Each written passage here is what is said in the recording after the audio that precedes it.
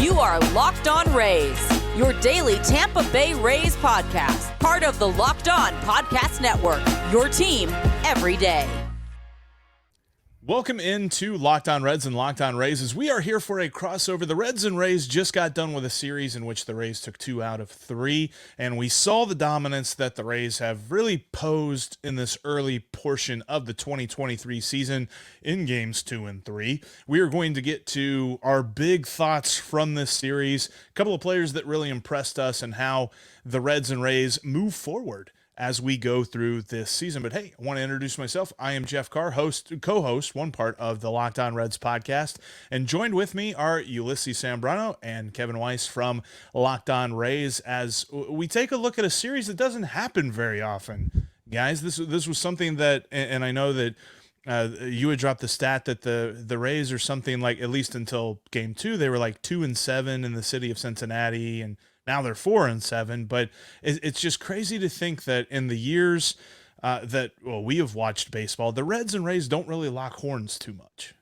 Yeah, that's true. And I think last year it was such a weird series between these two teams because, first of all, the Reds swept the Rays. Yeah. The Rays lose Franco to a handmade bone fracture. They lose Shane Boss to a Tommy John, and they lose 2 out of 3 games on walk-offs, and one of them by a balk-off, which I had never seen in my life of almost 25 years of watching professional baseball. So yeah, they don't meet a lot, but from those 2 last series, those last 6 games that they've played, you see some wacky stuff between these two teams for sure. Yeah, and let me just add to that. It's nice to have more interleague play and more balanced scheduling where we get to see teams like the Reds more often. I just think that's great for baseball, just being exposed to different franchises, different cities, different ballparks, different organizations, and learning more about the game and the other players that are out there. We seem to sometimes be too siloed off with what the Rays are doing and what the AL East is doing, but getting more of a taste of the NL Central and the NL East and the NL West, I think, is only a great thing for baseball as well. Yeah, there's only so many times you can see the Yankees, right? Like, there's only so many times we can see the Pirates. By the way, we're seeing them this weekend, but it's nice to get to see some different teams that the Reds just don't get a chance to play quite a bit, and I'm happy with that. And I think that that's going to be part of the larger discussion about, expansion, and they're going to reorganize everything here in the next couple of years. But obviously that's another podcast. Looking at these 3 games, I mean, obviously the biggest thing for me was just seeing that dominance. And I know that they tripped up in game 1. I know that the Reds were able to get over on game 1 and really just put a crooked number on the scoreboard. But the way that the Rays bounced back in that just shows the quality that they have been showing all this like first early portion of the season. And I know, everybody's favorite thing is, do we really know anything about anything in baseball before Memorial Day? I know this. The Rays are going to be at the top of the AL East all season long. Ooh, I like that. I'll take that good vibe over to Tampa Bay, Jeff, because that would be a very nice thing to see this season. If I had to, pick one word from this series, it'd be surprising. It's surprising because, the first game was surprising. I mean, the Reds came out hot. They put a lot of scoring against the Rays pitching. That the fielding looked kind of off. The bats were flat from the Rays. So that was surprising to see. But it was surprising to see the next 2 games because Lodolo, who was amazing until that game, kind of didn't have it that day. And then the Rays just kept on putting numbers up on Tuesday and on Wednesday afternoon as well. So if I had to take one word, is that this series really was surprising to me. Yeah, that was something that I was curious about on the Lodolo start, because it was something that Hunter Green said after his first outing, or after the game that he left early. He was still saying, like, through those 3 innings, he noticed that Rays hitters don't get cheated. Rays hitters are very smart about the strike zone. They really make you work it. And when I saw that matchup with Nick Lodolo's bread and butter is that low and inside curveball. And just the way that the lineup was able to lay off of that, force him to move that curveball just a little bit closer to the plate. And you saw what happened whenever he tried to move it just a little bit. He ended up putting it right down the middle, and guys were absolutely clobbering him. that was the worst start of his career. And really kind of when I watched that game, Kevin, that was the main thing that I took away from that, was just the Rays were just all over him. And that was a game that where the Reds could do no wrong in game one, they couldn't do anything right in game two. Yeah, it's really funny because coming into that game, I was a little bit concerned about, hey, are the Rays going to struggle offensively against Nick Lodolo? Because I saw highlights and saw the stats, and I was like, this guy's a really good starter.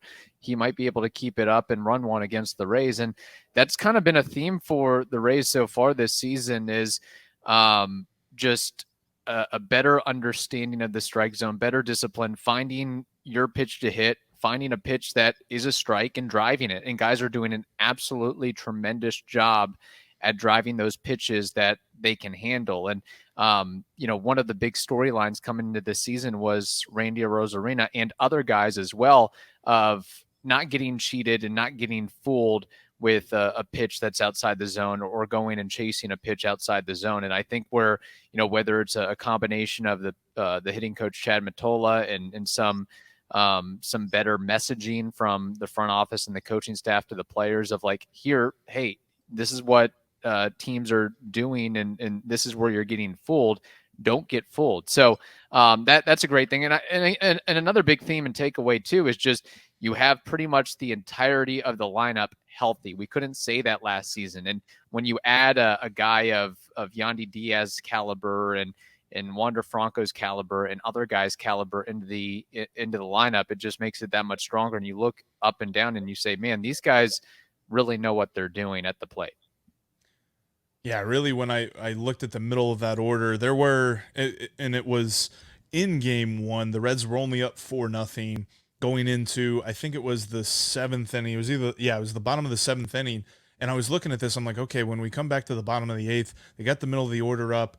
Is this something that we got to have Alexis Diaz on standby maybe to get 6 outs here, because you cannot miss versus the middle of this lineup? And then they were just able to blow the doors off in the bottom of the seventh. But that's a middle of the lineup, Ulises, that I think that the reason why I say I'm confident that the Rays are going to be up there all year is because that middle of the lineup is going to play with anybody that's on the mound from any other team, whether it's Garrett Cole, whether it's Chris Sale, whoever's on the other side of the mound.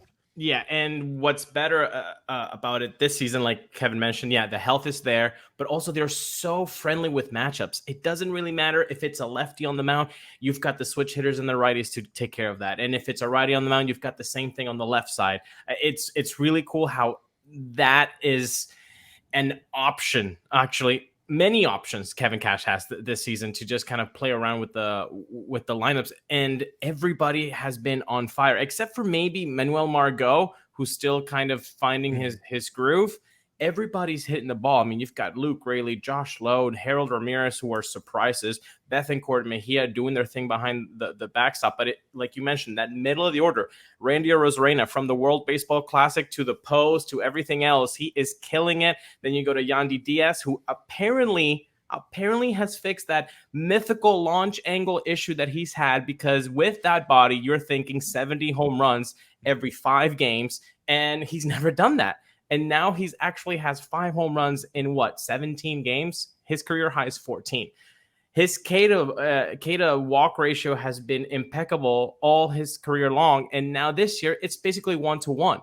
And he has more power. So this guy could possibly have a 5-WAR season, when last year he had it at a 3.8. So that middle of the order is scary good. And if you add a Brandon Lau who's healthy, who can give you 40 bombs, and you can add a Wander Franco who's supposed to be the next big thing in baseball, then the Rays lineup does look like a wagon.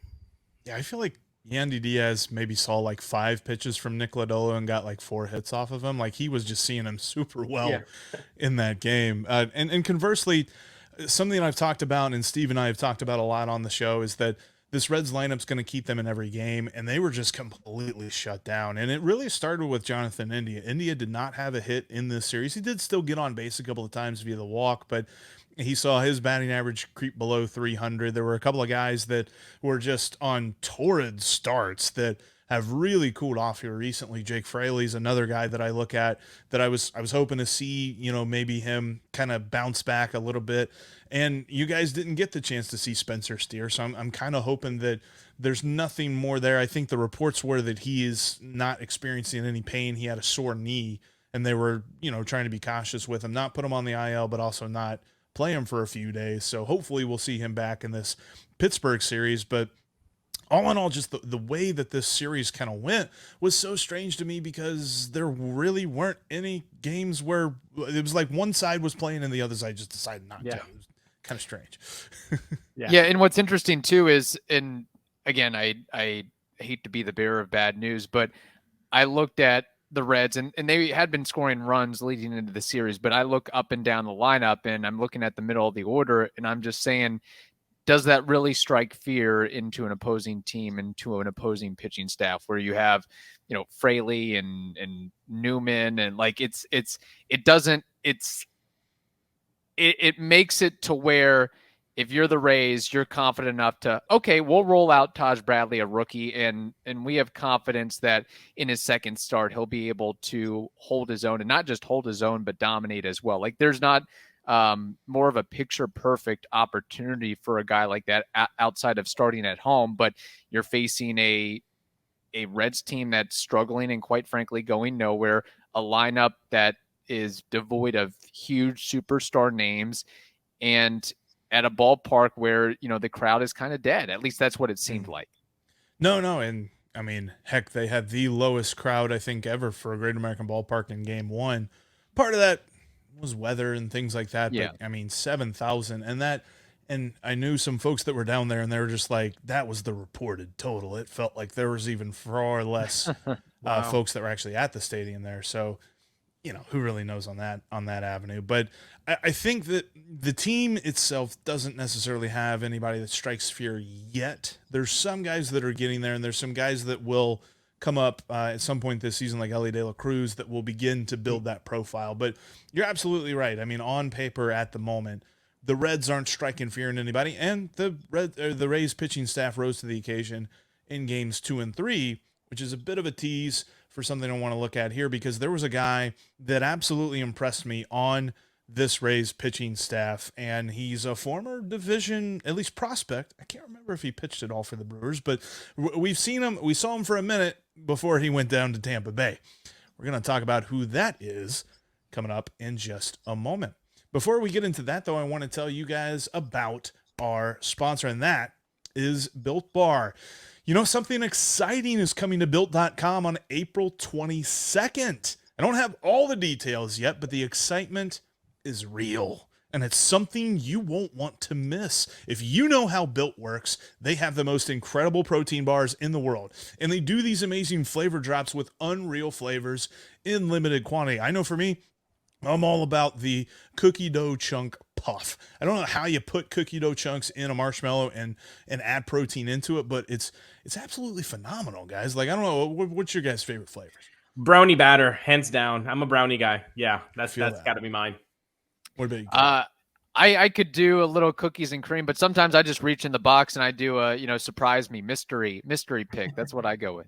And see, the best thing about that is whatever you grab, it's got amazing macros, it's got amazing numbers, and it's not going to kill you on the calories either. So mark your calendars and head to Built.com on Saturday, April 22nd to be one of the first to discover what all the hype is about. I can't wait to see what this new flavor is. I don't know what it is, but I'm looking forward to seeing it. And make sure you use the promo code LOCKEDON15 at checkout, and you'll get 15% off your order. That's Built.com on April 22nd. All right, guys. So with this series wrapping up here in Cincinnati, Rays take 2 out of 3. And by the way, you can catch Rays baseball. You can catch Reds baseball on SiriusXM, on the SXM app. You just search Reds or Rays any day that they're on there, by the way. Sirius always has those play-by-play broadcasts. But as we look back at this series, and I'm going to go ahead and tip my hand here because I teased it, Drew Rasmussen absolutely impressed me. Like, when I saw that he was on the bill to start in Game 3, I was like, I know this guy's got a lot of talent, and I know he's had a really nice start to the season, but let's see what he's got, because maybe the gritty at bats, the long at bats that Reds hitters have been trying to do, is gonna mess him up. That wasn't the case at all. In fact, I think there was a stretch there from the end of the second through like the fourth or something like that, where he struck out like 6 of 7. And it was just absolutely phenomenal how he moved through this order. I'm not going to make any excuses for anybody, because I thought that this was a case where the Reds lineup just got outpitched and was completely beat up on Drew Rasmussen. He's been able to attack the zone, which is, kind of maybe contradictory to the fact that he did have 3 walks today, but that's what he's known for attacking the zone. And for me personally, you always have a favorite player, maybe a favorite pitcher, a favorite hitter, and they don't necessarily have to be like the best player on that team or the best pitcher of that staff. Right. Mine's Drew Rasmussen. I just like the bulldog mentality. It kind of takes me back to Alex Cobb, in 2014, 2013. It takes me back to James Shields, 2008, 2009. Like, that's the kind of vibe that Drew Rasmussen gives me. And I love that about a pitcher. Just a dude, like when you see his demeanor, when you see his body language, it just means I don't care who you are. I'm going after you. And you just got to love that from a starting pitcher. And like you said, he does have strikeout stuff. The walks, I think it's something that he'll have to get better, because the last 2 starts have been a little bit off on that metric. But I've been really impressed with the whole rotation. But yeah, Drew Rasmussen is definitely, you're not going to hear any negatives from me when you talk about Drew Rasmussen. Yeah, that and it's something that made me wonder, because as he was pitching, I was reminded of how he ended up down in Tampa Bay. And obviously, I think from the Rays' perspective, and maybe you guys can correct me on this, but if you were to revisit that trade, would you redo that trade at all? Or from the Rays' perspective, is it a no-brainer? I would think it was a no-brainer, because you had Wander Franco on the come up, and I think the Rays had ideas and ideations about what they could do with Drew Rasmussen, and the other piece of that deal, JP Fireeisen, didn't necessarily work all that well with Fireeisen, as he's no longer on the team. But I think that they saw the potential to convert and transfer Drew Rasmussen into a starter, just like they did with Jeffrey Springs before he unfortunately has gone down with an injury. And it's just a testament to what the Rays do with their pitching staff and what they've got going on in the lab, because nobody, I mean, not to toot my own horn, Ulises, but I was one of the first ones saying, maybe the Rays should try out Drew Rasmussen as a starter. He was only a 2-pitch pitcher at the time, but I think the Rays were kind of in a little bit of desperation mode and trying something new, and it kind of worked out. And now you look, he's got like 4 or 5 different pitches, and he definitely looks the part, acts the part, and is performing great. And if you look at his career numbers, I mean, they're as fantastic as could be. I'm a little bit not concerned, but I pose a little bit of caution, because he worked the most innings he's ever worked before this past year. And I just wonder if he's going to be able to keep it up for the entirety of this season. And there's a lot of onus on him with the injuries to Zach Eflin, with the injuries to Tyler Glasnow, and now Springs out for the count. But no, I think it was a great trade. It worked out for both sides, a win-win. So I've got really no complaints on that end. You can never have enough pitching, as the Rays are quickly learning, and how every team in baseball learns at some point. And just to add to that, I know a lot of people might say, oh, well, Willie Adames has been killing in the Brewers. Are you kidding me? The Rays should really be using that offense production. Just look at the splits of Willie Adames away from the Trop and at the Trop, and you can tell you can't carry a guy who doesn't see the ball at the Trop. I mean, the numbers were just it was player, Dr. Hyde and Mr. Jekyll, or whatever the suffix is there. It was just night and day for Willie Adames. So I think, like Kevin said, it's a win-win for both teams. Yeah, and just to add to that, it was like and it's still kind of a mystery as to why Willie Adames struggled so much at the Trop. It could be the lighting and how that affected his vision, or maybe it was more so a thing of he just struggled so much. It got too much into his head, and he was never going to get out of it one way or the other. And even though he brought so much in the leadership department and bringing so much energy to the clubhouse, not to mention what he did defensively and at times offensively, mostly on the road, I think it was time that, okay, you had Taylor Walls bubbling up in the minors. Because let's remember, he was the first call-up before Wander got called up. And you just had a glut of middle infielders. You still do have a glut of middle infielders. And I think that it was, the timing worked out for the Rays. And again, both sides, I think both sides are really, really happy with how it made out. The dominance that Drew Rasmussen had there in that third game, Rasmussen had in that third game, and just the fact that you trade Willie Adames and it's like, well, you have the best prospect in baseball that he's blocking right now. It's like, yeah, I think it is kind of a no-brainer. I was wondering of it from the Brewers' perspective too, and I'm just like, because I'm not sure if they're going to re-sign him. I'm not sure if they're going to commit to him, especially depending on how they do this year. Obviously, right now they're doing fine. Early on this season, they're in first. But as the season moves along, Corbin Burns just had an injury scare. What's that going to look like? They've already kind of made him mad through the arbitration process. So if Corbin Burns isn't there, then should Brandon Woodruff be there? And then all this other stuff. Like, I feel like there's going to be a very weird feeling to the Brewers if they start to come back down to earth. Like, I kind of thought they were. I didn't necessarily think the Brewers were going to contend for this division this year. So I'm kind of surprised at where they are currently. But again, like we said, it's early on.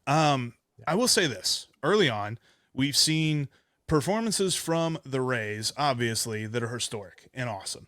And we've seen performances from the Reds that I think have inspired not only optimistic, crazy people like myself, but also normal Reds fans as well. And we're going to talk about what both of our teams look like moving forward and what they need to do to achieve their goals this season. Absolutely. And for a championship team like the Rays and maybe eventually the Reds, it's all about making sure every player is a perfect fit. It's the same when it comes to your vehicle. Every part needs to fit just right. So the next time you need parts and accessories, head over to eBay Motors. With eBay Guaranteed Fit, you can be sure every part you need fits right the first time around. Just add your ride to My Garage and look for the green check to know the part will fit or your money back. Because just like in sports, confidence is the name of the game when you shop on eBay Motors. And with over 122 million parts to choose from, you'll be back in the game in no time. After all, it's so easy to bring home a win when the right parts are guaranteed. So get the right parts, the right fit, and the right prices on ebaymotors.com. Eligible items only. Exclusions apply. This is the Locked On Reds, Locked On Rays crossover, and we are kind of recapping the series and looking forward now. And by the way, as we look forward each and every day, you can listen to Rays and Reds broadcasts on Sirius XM, download the SXM app, and search Rays and Reds. And when it comes to the Rays coming into this season, obviously these first 20 games or so have you guys feeling very, very good about everything. When you were coming into opening day, what were your aspirations for this season? Good question, because we did have a preseason, what could happen episode, and Kevin and I differ on that end. I looked at it as a 93 win team, possibly 94, around that. I think hopefully if health is there, the team got 86 wins, basically hobbling, getting there to the wild card spot. So I would think with Brendan Lau healthy, Wander Franco healthy, and maybe some young guys like a Jonathan Miranda, Isaac Paredes, or Josh Lowe really kicking it up. Even Taylor Walls. Taylor Walls had a heck of a game in the second game. If you're seeing some improvement from these guys, then you can go from 86 hopefully to 93. That's where I got him, but it's still early. Yeah. And I kind of split the difference with Ulises between what the Rays did in 2022 and what his expectations were going into the 2023 season. I was thinking, 88, 89 wins, something along those lines. I sort of drank the Kool-Aid in the sense of the Rays didn't go out and get that veteran lefty bat, that big slugger, if you will. Where's the offense going to come from? Additionally, it concerned me and still does concern me to a point of the ability of the pitching staff to stay healthy. Look at Tyler Glasnow's track record. Look at Zach Eflin's track record. Look at Jeffrey Springs and Drew Rasmussen, becoming full-time starters and working 130, 140 innings, something that they just weren't used to ever. So that was a big component for myself as well. In addition to, I don't know how much of a difference it makes, but over the course of a long drawn out season, the Rays travel, 40,000 miles over the course of this year, just based on where they're located and spreading out the competition a little bit. You're going all over the place. So that can wear down a team too. And I just wasn't so sold or sure yet if those rookies or those young players were going to step up. Like what were we going to see from Vidal Brujan and Luke Raley and Josh Lowe and Jonathan Aranda and the guys that are on the big league roster right now are certainly proving me wrong there. But I just saw so many different question marks, and maybe I also kind of bypassed how easy of a schedule the Rays had for the first several weeks. So they are absolutely shocking me in a good way right now, and hopefully they're able to keep it up. But again, it is a extremely long season. I'm sure by the time we get to October, the Rays will probably have a 4, 5, 6 game losing streak or multiple lengthy losing streaks mixed in there. Well, it's funny because, most of the time going 1-3 in a series, you're not necessarily that happy, but kind of where the Reds are now and where I want them to be at the end of the season, this is fine. I mean, they were handed a very tough slate here in the month of April. They are just finishing up with the Rays. We were on the road facing the Braves and the Phillies, and then they came home to face the Phillies for 4 more, and then the Rays for 3. And it's just like this team that still is yet to have its final form of its roster this year, because Elly De La Cruz is going to be on this roster at some point. Matt McClain is going to be on this roster at some point. Maybe later on this year, might we see Christian Encarnacion Strand. We're going to see a couple of rookie pitchers. You saw Levi Stout on Wednesday. Unfortunately, I was hoping for a better debut than that, but he made his debut. Brandon Williamson is a starter that's going to make his debut. Those are the 2 guys that they got from Seattle. They've got some guys like Elly De La Cruz and Matt McClain, who they either drafted or signed from the international pool and have always trained up through their system. So this is kind of the year where I think that they're going to take a step. The win-loss total might not necessarily be, inspiring, but I know that they're not going to lose 100 games, and they're probably going to approach like 73-ish, 75-ish wins, simply because they're able to compete in every single one of their games. They've got a very nice core that they're building into, and they really do need that guy in the middle of the order that just strikes fear in the opposing pitcher. They've got India that's going to grind out at bats. They've got TJ Friedel that's just going to be a gritty guy. He's going to be a tough out, but they don't really have that guy that you're worried about him hitting the ball out of the ballpark. So can they develop that? How does the pitching develop? Because outside of the big 3, as you guys saw with Levi Stout coming into this one, outside of the big 3, they've got a lot to figure out, because Connor Overton and Luis Cessa they've proven that they're not it. Luke Weaver's going to start the series against the Pirates tomorrow. I think he can help out a little bit, but he wasn't it for Kansas City and he wasn't it for Arizona. So I don't know why he's it for anyone. And overall, like what is the bullpen going to be? Because the bullpen has been taxed upon taxed upon taxed over this last week or so. And if we're going to burn out the bullpen before June, there's still a lot of baseball left. So I'm a little bit worried about how that all kind of moves through, but there's going to be so many different guys that get their chance in the major leagues that while the Reds are not like the Rays and that they're competing for the top of the division, they're going to be fighting for that playoff spot. I think that they're a year or so away. They're maybe a year away from fighting for a wild card spot, maybe 2 years away from fighting for the division. And how do they take that step forward? Because they're starting to get that investment from ownership, which is something that Reds fans we're like, you know what? I'll believe it when I see it. We're seeing it. Exactly. Yeah, no, that Hunter Green extension, that's pretty cool. 6 for 53. So that guarantees him. He gets his bag, and the team gets, a lot of flexibility for the payroll for the next few years to add on. So that's pretty cool. We all know about extensions, especially friendly ones. If you're a Tampa Bay Rays fan, the Rays did sign 3 guys. Jeffrey Springs, of course, he unfortunately going down with Tommy John, Yandy Diaz, and Pete Fairbanks, who, by the way, I know I'm going to get a lot of flack for this from Locked On Rays fandom and Rays Nation, but I'm just trying to be as unbiased as possible. Pete Fairbanks did have a few fastballs get away from him to the hitters, right? Yeah. Now, Pete Fairbanks, they actually call him now Pete Rarebanks because he hasn't been used that often because he's the ergo closer. But the guys are calling him in the clubhouse Rarebanks because they never see him because they're always having these huge leads and he's not really pitching. So I just want to give that to the Cincinnati Reds fandom. This guy's just not being used because the Rays are just winning by such large leads. Sure. However, it must not be fun to get 96 in the face.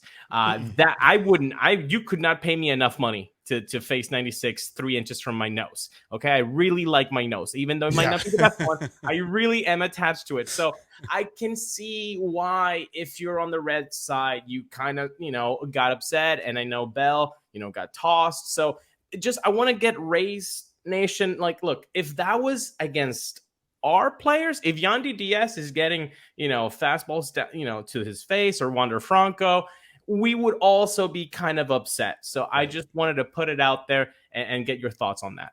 Yeah, no, I had wondered about it a little bit, but I mean, Rarebanks, that's a good one.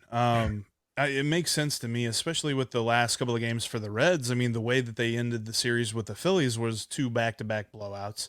And then this entire series was blowouts. Alexis Diaz got into the second game, but Alexis Diaz hasn't been needed either. So whenever he pitches, it's just like, oh yeah, by the way, we have this really awesome relief pitcher that we just haven't had the chance to use because you don't want to throw him in situations like that because maybe you will need him tomorrow when you're up by 1 or something. So no, I totally get that. And when I saw those pitches, I didn't think, I saw nothing during this series to lead me to believe that there was any malicious content behind it. I know that there were some on Red's Twitter that tried to push that narrative, but I was just like, no, come on. They won both games by like 17 runs. Like, why would there be malicious content from the Rays and no Reds pitchers thrown at anybody? So it's not like they're retaliating here. Yeah, that makes no sense at all. It's not like the Reds the last 2 nights or last 2 games were pounding it on to the Rays or anything like that. And the other thing too is this could be kind of stoke the fire, if you will, for the Reds, and an injection from David Bell. It might again light a fire under the team and enhance the intensity. Like, all right, let's get going. Like let's get serious now. And this could be maybe a turning point in some respect to kind of fill the room with some passion to go forward. Like, we're not going to get taken advantage of, just like the Rays did in 2008. I think it was in spring training where, the Yankees were, being overly aggressive in some sense, or, Coco Crisp being overly aggressive in 2008. Where the Rays, rather, they were like, hey, we're not going to be bullied anymore.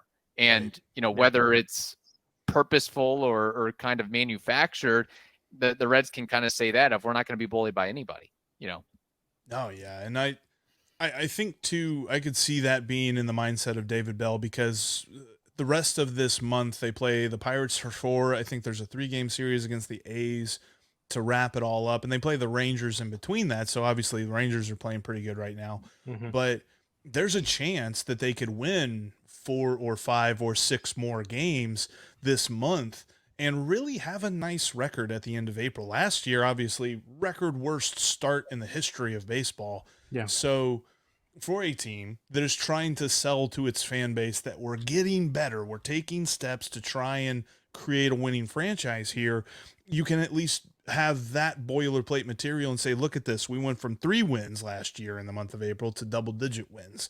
That's a huge improvement. So, Yeah, there might be a little bit of something for David Bell there behind the scenes, but hopeful that the Reds move forward, because coming from a Rays series that folks were looking at the win-loss record like, good Lord, 14-2, here we go. What is this 3-game series going to be like? To now facing the Pirates, who, yes, have had a hot start, but if you really put the talent together with the Reds, it's apples to apples, and I think that this should be a series that the Reds should be looking to win. Then David Bell probably had a little bit of extra motivation behind his ninth inning, let's go yell at the umpire thing. Yeah, 100%. Well, I tell you what, guys, this has been a lot of fun, and hopefully, obviously, with the schedule being a little bit more balanced, we'll be able to talk about some Reds and Rays baseball moving forward at least once a year or something like that. But maybe, who knows? World Series down the way. I don't know. Ooh, put it down on the calendar. I'm down. A lot of fun. Yeah, that'd be. Hey, and I've got nothing but love for Cincinnati. My sister lives in Mount Lookout, so nice. I visit there once or twice a year. So a little shout out there. Definitely a good area. Good. Yeah, never mind. I was gonna say about a restaurant, and then I totally forgot the name of it. There's a lot of good ones there. Yeah. But thanks, everybody, for checking out our crossover here today. Before we go, make sure that you remember that you can check out every Rays game and Reds game on SiriusXM. Just download the SXM app and search Rays or Reds. And I know that as the Rays move along, Ulises and Kevin are going to have you covered each and every day on Locked On Rays. And Steve, who is not with me today, but he will be back tomorrow for our live show, will be with me each and every day to cover the Reds as we move along, because we are all a part of the Locked On Podcast Network. We are your team every day, and shout out to our everydayers who checked out today's episode.